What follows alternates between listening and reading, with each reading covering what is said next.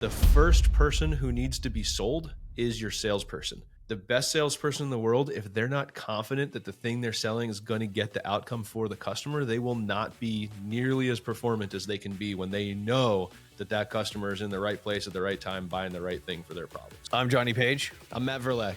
And this is the SaaS Academy Podcast.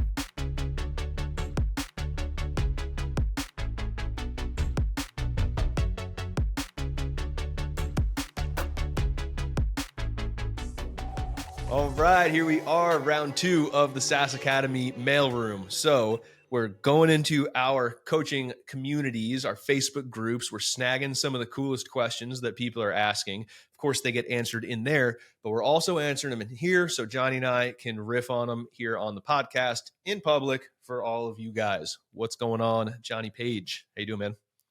I'm doing amazing. I'm excited to be going back into the mailroom. We got some good questions teed up here. Yeah, let's do it. All right, setting the table from Michael. His question, he's referring to a framework we have in the Academy called the Team Offsite Planner, right, where we walk people through how to do an epic offsite for their team. But his question, when you're running an annual planning, do you invite every single person in the whole company or just the team leaders? So that's the question on the table. Johnny, what are your thoughts, man? Awesome, dude. I like running annual planning in a couple of different stages. And you are our COO, so correct me. I'll tell you what I like, and then you can tell the version that we do. And there's a lot of overlap there, but it's basically a live performance evaluation, is what you're telling me. That's cool. Yeah. How well can Johnny recite our operating cadence? Oh, I thought it was for me. You're good. Oh yeah. No. I'm sure you'll recite it and probably bring out some spreadsheets and some software along with it. See how it goes. But man, I like doing. One is capturing. Like, let's have a meeting, probably with our team leads, to say, hey, what are the biggest challenges and opportunities? Like, let's unpack together where we feel like, what are we doing well, what would you like to be doing moving forward, and then zero in on a couple of those bigger rocks or potentials. But I like there being some time in between when we survey and consider versus when we decide. So I'd go just team leads. Hey, what are the biggest challenges and opportunities? Take some time and then come back and then lock in those rocks. And then on a third meeting, share with the team, this is where we're going. So the answer is both, but there's a certain cadence to it. Matt, you've done an incredible job at dialing this in for us. So what are your suggestions for Michael? I think there's one piece of context I don't have to answer this well, so I'll answer it both ways. It's team size, right? I think that's the big one because I use the kitchen table rule, right? Like if you can fit at a kitchen table, like you might have like team leads, but you have a small team, like get together and go figure it out. One meeting, one call, hash it out, right? So I think that when you actually have leaders, multiple team leaders supervising teams, obviously like when you outgrow the kitchen table, in my opinion, you also outgrow the ability to run like a one and done planning process. And so when it comes to annual planning, that's when I would do exactly what you said, right? And so I think that like for us, we set goals at the executive level, then we set initiatives. And when I say goals, I'm like revenue and profit. And that's pretty much it, aside from like major strategic like annual initiatives. That's the only thing that we really do top down. Then the team leaders make the plans in their departmentals, right? Because if you either build the fight or you plan the fight or you fight the plan, right? So like they have to set their goals and their plans in support of the goal that we come up with. And then they have meetings with their teams to like do the nuts and bolts of how we actually get the plan done. So it's kind of 3 stages there, the way we run it now. But that would be crazy overbuilding if you have a 6-person team or an 8-person team, right? So if you can fit in the kitchen, do one meeting, hash it out, make a plan, and get after it. It doesn't need to be overbuilt until it needs to be, So I think that's kind of where I'm at with it. Yeah, great question, Michael. Have fun in that annual planning. Love it. All right. Next up from Tommy. This is right in your wheelhouse, Johnny. I love this question. What is the process to create a really strong customer case study?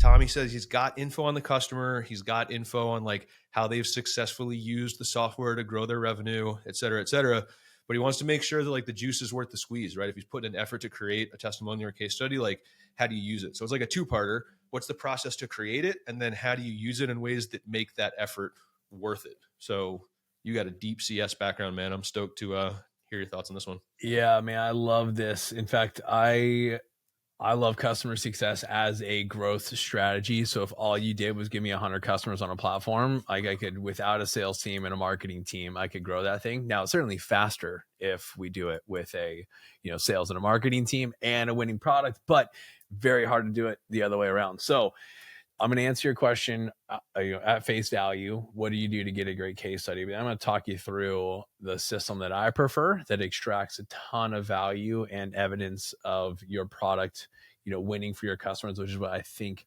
you're really asking. So I like a case study. It can be, look, the more authentic and organic that it is, the more believable it is. So these high production case studies where there's someone sitting in a nice, office chair in front of a fern with the lighting all perfect, pretty boring, right? Like I like some of my favorite testimonials, like, hey, ask your client to pick up their phone in a vertical video and audio doesn't have to be great and shoot, answer 4 questions. The first question is, what were you doing before you used it? What problems were coming up in the business? Why did you choose us? What made you choose it?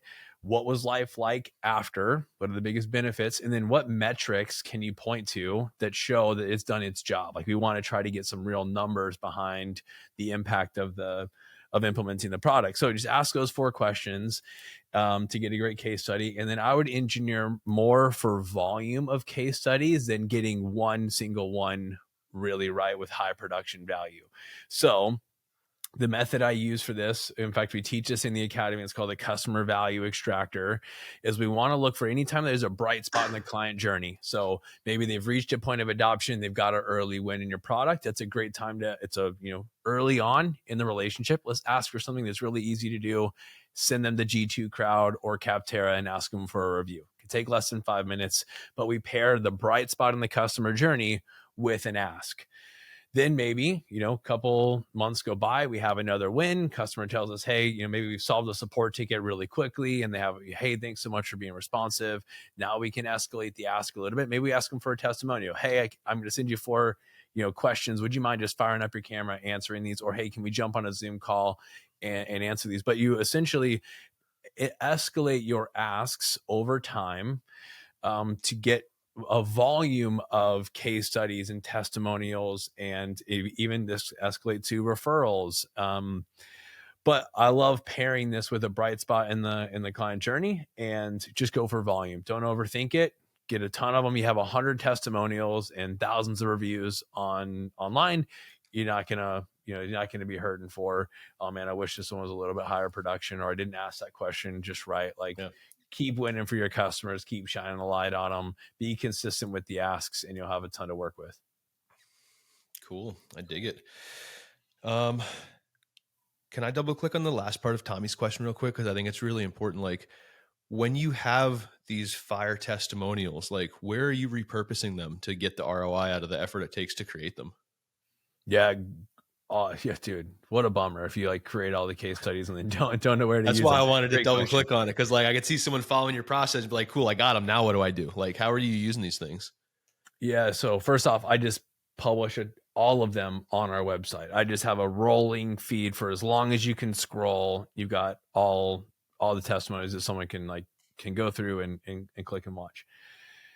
Separately, I would categorize them and arm your sales team with testimonials or case studies that directly address certain objections that come up in your sales process. So the reason why you ask, what were you doing before and why did you choose us, is in some parts, they're going to talk about the objections, and you can double click as you start to produce more of these. You'll go produce case studies that will help solve objections in your sales process.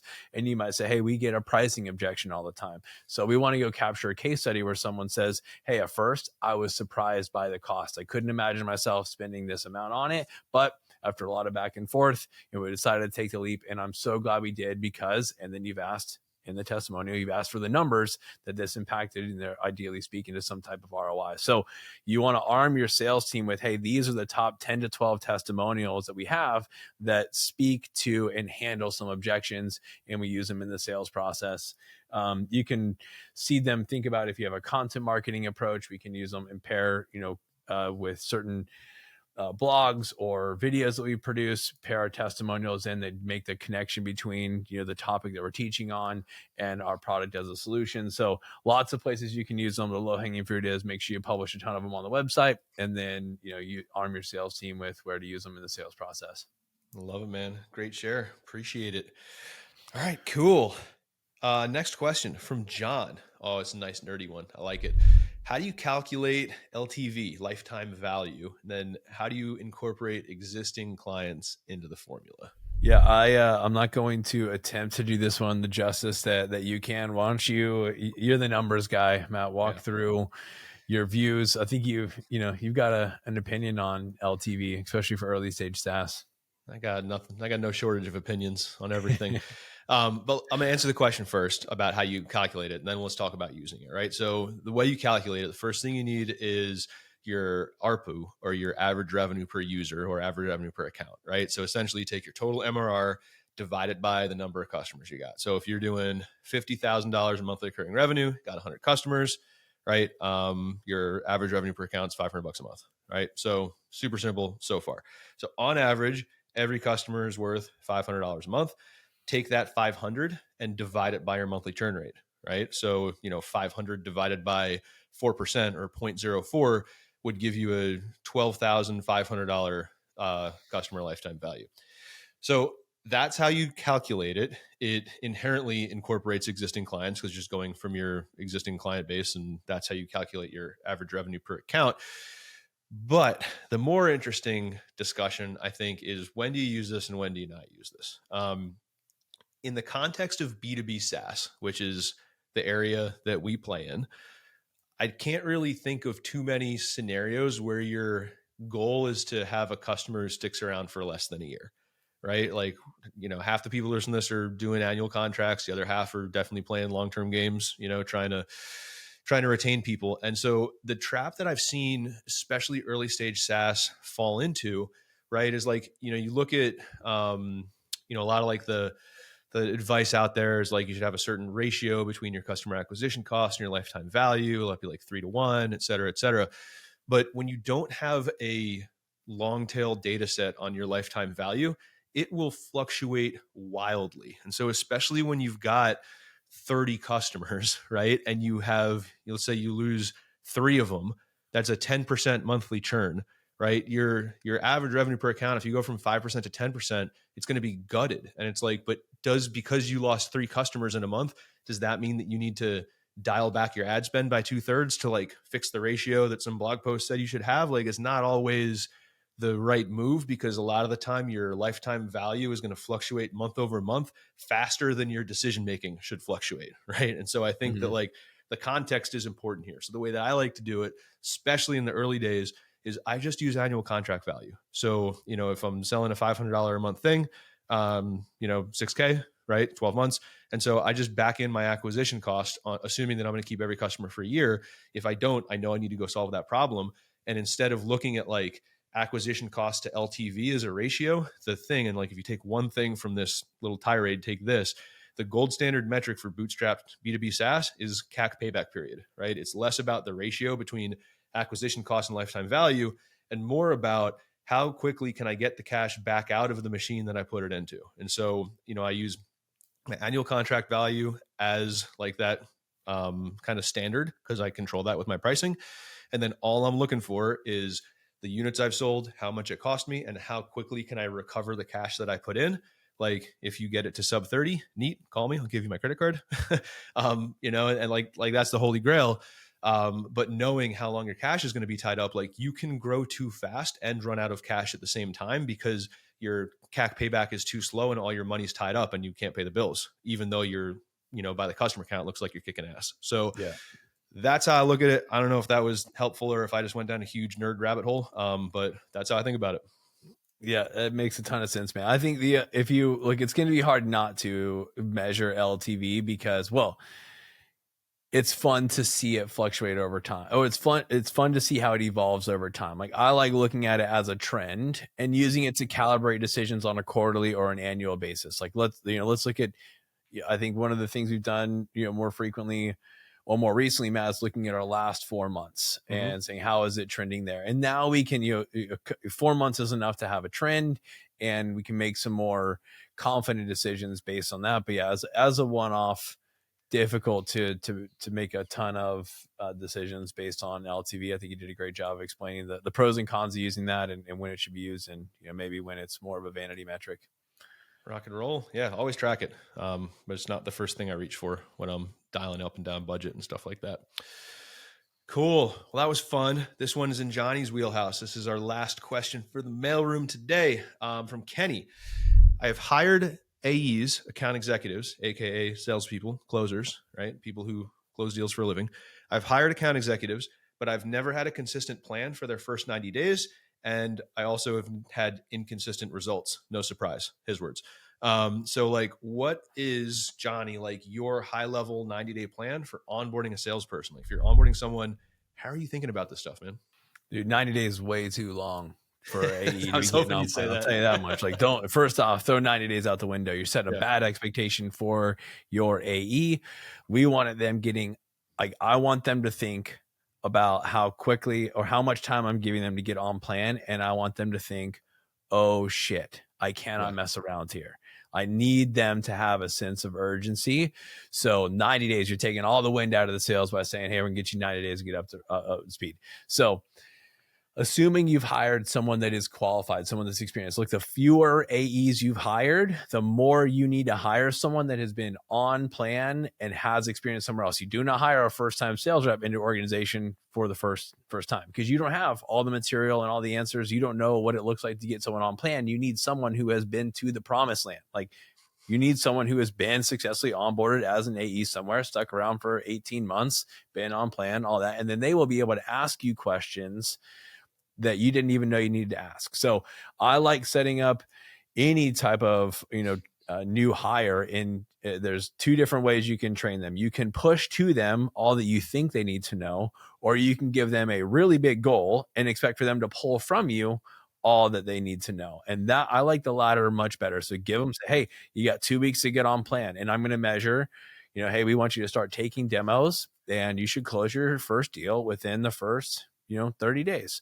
And so you take your first demo 2 weeks in, 2 week sales cycle. We expect you to close your first one within 2 weeks. You'll have to customize this based on your, how many deals you have and the closing, how long it takes to actually close, but be aggressive. You want them to feel like I need to go pull from the organization all the context I need to have to go and have that first conversation.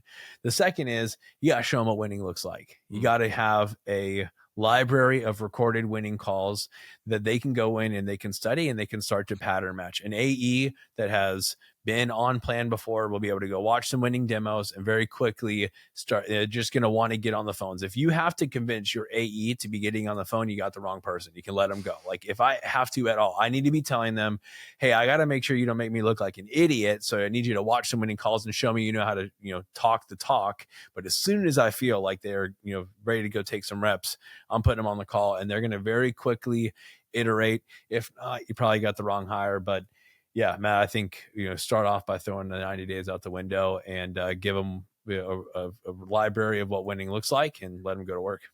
I love it, man. I just want to share one thing that you unlocked for me when you were explaining that, because I want to make sure that anyone who's listening to this catches it. If you're in this position, if you have not yet hired your first AE, the most important thing here that Johnny said is they've got to be able to understand what winning looks like. Sales is one of the few places where it makes sense to build the process before you have the team.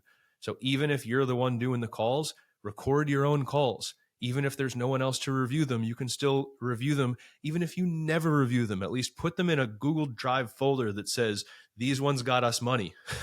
So when you bring the AE in, they have something to pattern match against, right? Something to look at and learn from. So if you do nothing else, at least record the calls, the ones that closed, put them in a file somewhere, because at someday, sometime, some point, you're going to have somebody come in and they're going to need something to look at. So this is one of those times where a little bit of structure, even if it's just you doing all the calls, you're building that library so you can put the leverage into your team when they show up. You don't want to have to, like, 90-day plans is because you spend 70 days trying to get more wins to teach them what winning looks like in the first place. Like, capture it now. So I think that's easy to breeze past if you're not thinking about it. So I want to call it out. Couple other hacks to get your AEs on plan faster. Have them sit with your customer success team, like have them actually watch a customer use it. If they, the first account they sell, have them follow it all the way through to onboarding, because they'll speak with more conviction when, and just more experience when they've actually seen the product be used. So, I'd fill up that first 2 weeks. They're watching 4 or 5 demos per day. They're sitting with the customer success team. They're using the product. And then at most 2 weeks later, they're hitting the phones and either finding their own demos, or you're booking them on the demos, you're reviewing calls together, but we got to default to action. The only way we learn in sales is by doing, and we got to get as much activity in there as possible, and just set a really big goal. I mean, this should be a hard goal to clear, and one that creates a sense of urgency and drive every day that AE is onboarding. If you make it too comfortable for them, we're leaving too much on the table. So yeah, Matt, anything else? I think, sometimes it's hard to see the forest from inside the in the trees, man. Is there anything else that you've seen us do? Like we hire a lot of AEs, train a lot of AEs, like take a lot of founders through getting out of founder-led sales. Like, anything else from your perspective? Yeah, I think you kind of touched on it, but again, I just want to say it loudly. Like, the why behind having them sit with your CS team.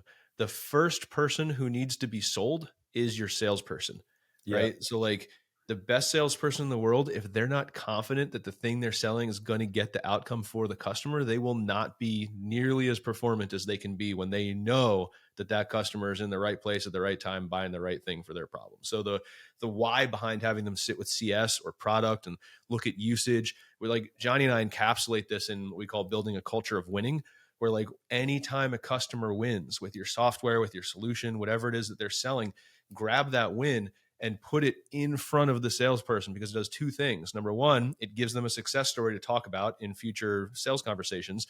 Number 2, it gets them, it increases their belief. It's reselling them, re-enrolling the salesperson into the mission of the company and being like, yo, this software actually works. It's freaking awesome. And you need this thing because I know, Jimmy over here, look at this success story. He's just like you, right? So just putting the wins, completing the flywheel, right? You sell someone, they get the value, put that back in front of the salesperson, because if they're not sold, you're never going to have the productivity that you'd otherwise have.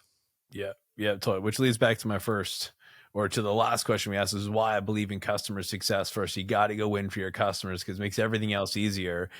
Very, very hard for your sales team to believe and to essentially evangelize your product if you're not winning. And if you are winning, we got to make sure we are, indoctrinating our sales team to the company mission and why this problem needs to be solved in our customers' organizations. We can do that really well. There's an energy that's felt on the sales call. It's not just about what they say, it's how they're saying it and the enthusiasm that they're communicating with that really, increases their close rates and gets them on plan. I love it. Thanks, Johnny and Kenny. That was an awesome question, man. So appreciate it. Cool. 4 for 4 on the SaaS Academy Mailroom. Dude, that was a lot of fun. Like it always is. I think we got to keep doing these. Yeah, same. I agree. Hey guys, if you have a question you want us to answer, these are not just, Matt and I would love to answer some of our community questions from, outside of SaaS Academy or Growth Accelerator. If you got them, email us at podcast@saasacademy.com, and we'd love to jam on it. Love it. All right, man. Talk soon.